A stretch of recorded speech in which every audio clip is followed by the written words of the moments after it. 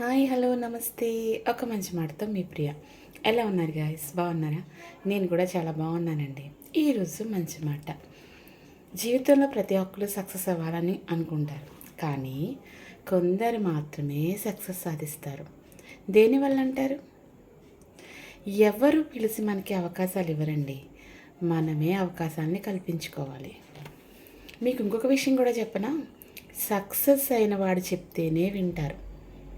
నువ్వు సక్సెస్ అవ్వకుండా ఇంకా ఫెయిల్యూర్లోనే ఉంటూ నువ్వు చెప్పే మాటలు ఎవ్వడూ వినడు. ఓకేనా? ఇది మాత్రం బాగా గుర్తుపెట్టుకోండి. సక్సెస్ అవ్వడానికి మాత్రం మనం ఖచ్చితంగా కష్టపడాలి, కానీ చాలామందిలో లేజీనెస్, బద్ధకం, ఇది మాత్రమే మన సక్సెస్ అవ్వకుండా ఆపుతుంది. ఎన్ని అవకాశాలైనా మనం క్రియేట్ చేసుకోవాలి తప్ప ఇతరులు మనకి ఏ అవకాశాన్ని క్రియేట్ చేసి ఇవ్వరు. నేను ఒక బెస్ట్ ఎగ్జాంపుల్ చెప్పనా? మీ అందరికీ తెలిసిన చిన్న చీమలు. వీటిని చూసినప్పుడు మనం చాలా నేర్చుకోవాలండి. ఎస్, చీమలు it is too hard work అని చెప్పచ్చు.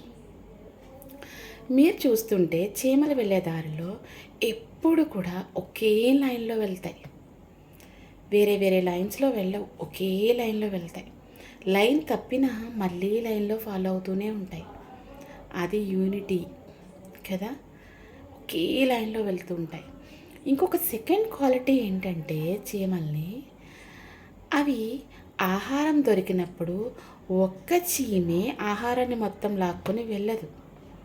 మీరు గమనించండి, దానికి ఏదైనా ఆహారం దొరికినప్పుడు మిగిలిన చీమలకి ఇన్ఫర్మేషన్ ఇచ్చి అన్నీ కలిపి ఆహారాన్ని స్వీకరిస్తాయి.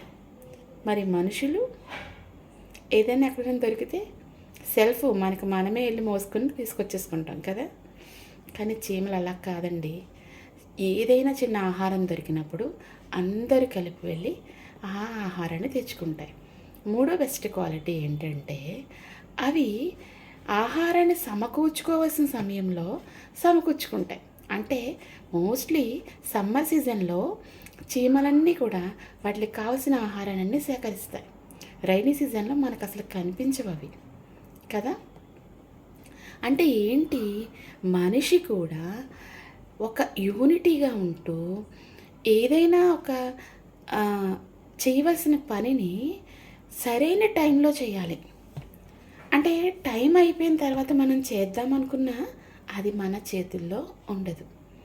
అది జాబ్ అవ్వచ్చు, లేదంటే ఏదైనా మీరు ఏ రంగంలో అయితే రాణించాలనుకుంటున్నారో ఆ రంగంలో మీకంటూ ఒక పర్టికులర్ టైం అనేది డిసైడ్ చేసుకోవాలి.